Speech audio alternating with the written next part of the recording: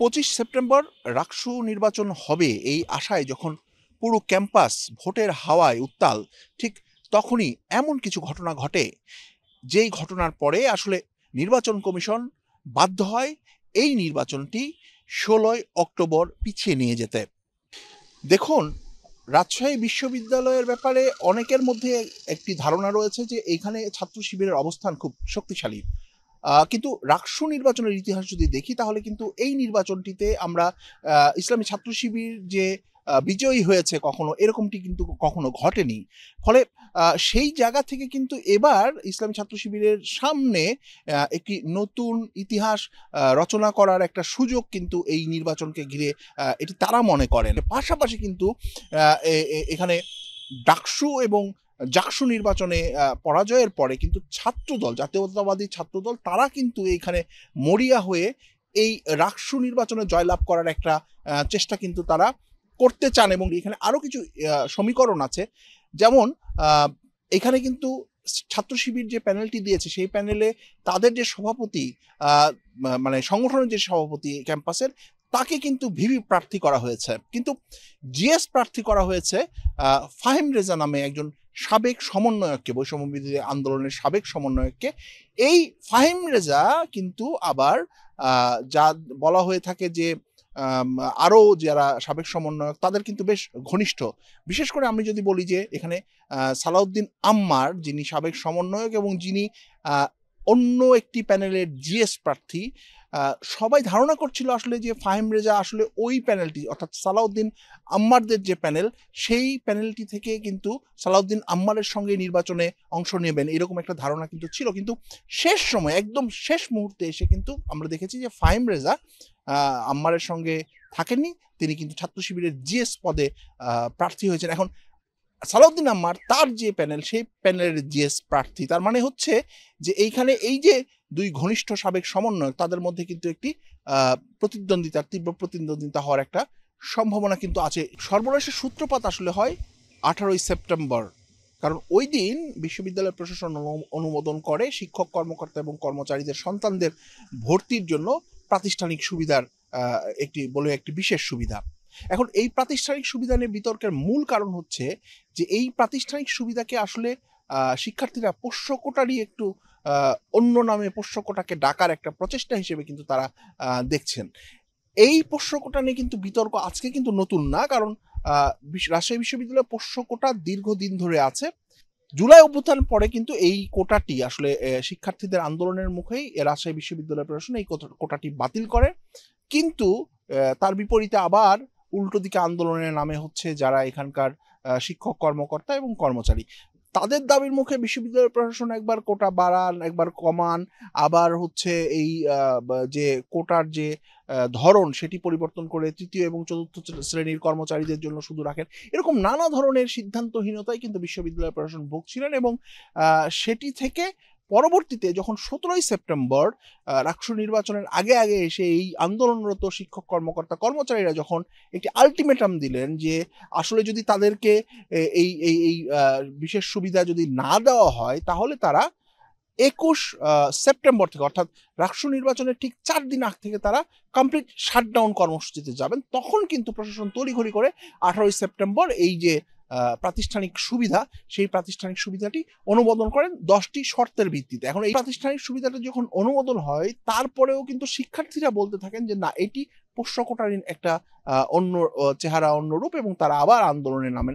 এখন আমি যে ওই যে বললাম সালাউদ্দিন আম্মারের কথা, সালাউদ্দিন আম্মার সাবেক সমন্বয়ক এবং এই পোষ্য কোটার ব্যাপারে কিন্তু দীর্ঘদিন ধরে আন্দোলনে সে কিন্তু ছিল, এবং যে কারণে আসলে ওই দিনের এই আন্দোলনে আরো যারা যারা ছিলেন এই পোষ্য কোটা আন্দোলনে, তারা সবাই কিন্তু চলে আসেন। এবং একটা পর্যায়ে যেটি হয় সেটি হলো যে প্রো ভাইস চ্যান্সেলর এখানে অধ্যাপক ময়নউদ্দিন, তিনি যখন তাকে ঘিরে যখন আন্দোলনকারীরা তাকে ঘিরে তাকে নানা প্রশ্ন করতে থাকে, এবং একটা পর্যায়ে গিয়ে আমরা দেখতে পেয়েছি যে সেখানে কিন্তু হাতাহাতি মতো পরিস্থিতি তৈরি হয়, এবং একটি একেবারে খুবই নজিরবিহীন এবং অস্বাভাবিক পরিস্থিতি তৈরি হয়।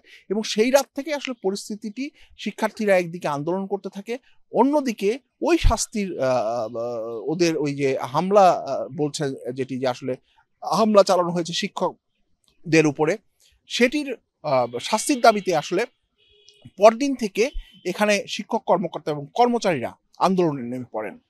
এখন দুপক্ষের এই যে পাল্টাপাল্টি অবস্থান, এই অবস্থানের মধ্যে কিন্তু ক্যাম্পাস উত্তপ্ত হয়ে ওঠে এবং একটি অস্বাভাবিক পরিস্থিতি তৈরি হয়। যার কারণে যেটি ঘটে সেটি হচ্ছে শিক্ষার্থীরা, অর্থাৎ যারা কিনা এই রাকসুর প্রাণ, রাকসুর ভোটার, তারা কিন্তু এই ক্যাম্পাস ছাড়তে শুরু করেন। কারণ তারা সংশয়ে পড়ে যান যে আসলে রাকসু নির্বাচন হবে কিনা, পাশাপাশি আ পুজোর ছুটি সামনে, সবকিছু মিলিয়ে তারা কিন্তু অনেকেই ক্যাম্পাস ছাড়তে শুরু করেন। এখন আ এই সময়ে আমরা দেখতে পাই যে আ ছাত্রদল সমর্থিত প্যানেল, তারপরে সাবেক সমন্বয়কদের কয়েকটি প্যানেল, ইসলামী ছাত্র আন্দোলনের প্যানেল এবং স্বতন্ত্র প্রার্থীরা, তারা কিন্তু যেটি করলেন সেটি হলো যে তারা বললেন যে এই যে শিক্ষার্থীরা থাকছেন না, চলে যাচ্ছেন, এতে করে আসলে অংশগ্রহণমূলক নির্বাচন ঘটবে না এবং নির্বাচন করা যাবে না, এবং সেই অংশগ্রহণমূলক নির্বাচন না হলে রাকসু নির্বাচন এভাবে করে কোনোই লাভ নেই। এবং তারা দাবি করেন যে পরিস্থিতিটি স্বাভাবিক করে নির্বাচন করার জন্য, এবং তারা নির্বাচন কমিশনে চিঠিও দেন। ছাত্রদল দাবি জানায় সুনির্দিষ্টভাবে যে তারা চান যে দুর্গাপুজোর ছুটির পরে আসলে এই নির্বাচনটি হোক।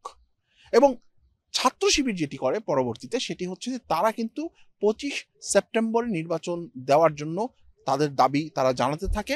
কিন্তু ওদিকে ছাত্রদল এবং অন্য যে সংগঠনগুলোর কথা আমি বললাম, যে তাদের যে প্যানেলের কথা আমি বললাম, তারা কিন্তু ওই যে সেই দাবিটি যে আসলে এই সময়ে অংশগ্রহণমূলক নির্বাচনের পরিস্থিতি নেই।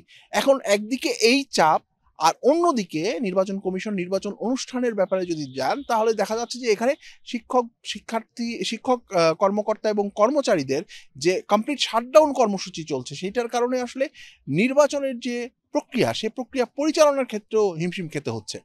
এই অবস্থাতেই কিন্তু আসলে এই যে রাকসুর যে নির্বাচন কমিশন, তারা কিন্তু এই নির্বাচনটি বলেন যে ঠিক আছে, আমরা এই নির্বাচনটি পিছিয়ে ১৬ই অক্টোবর নিয়ে যাচ্ছি এবং ১৬ই অক্টোবরে আমরা এই নির্বাচনটা করব।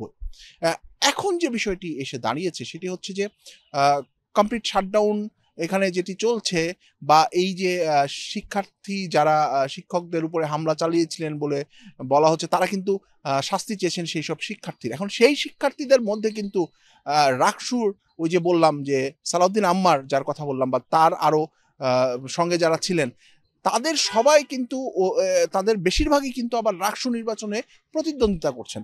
এখন তাদের বিরুদ্ধে যে শাস্তিমূলক ব্যবস্থা নেওয়ার যে দাবিটি উঠেছে, সেটি কিন্তু এখানে একটি বড় বিষয় হয়ে উঠে এসেছে। পাশাপাশি ছাত্র শিবির আবার এই যে কমপ্লিট শাটডাউন, সেটার যেহেতু বিপক্ষে, ছাত্র শিবির সরাসরি দায়ী করছে ছাত্রদলকে এবং বলছে যে তারা কেন্দ্রীয় নির্দেশনা অনুযায়ী আসলে এই যে শাটডাউনের যে ব্যাপারটি সেটি ঘটিয়েছে, তাদের সমমনা শিক্ষক কর্মকর্তা কর্মচারীদেরকে এক ধরনের উদ্বুদ্ধ করে, এবং পরবর্তীতে আসলে ছাত্রদল নির্বাচন কমিশনের কাছে গিয়ে তাদের দাবিটি জানিয়েছে। অর্থাৎ ছাত্র শিবির একভাবে কিন্তু তাদেরকে পুরোপুরি ছাত্রদলকে কিন্তু দায়ী করে দিচ্ছে।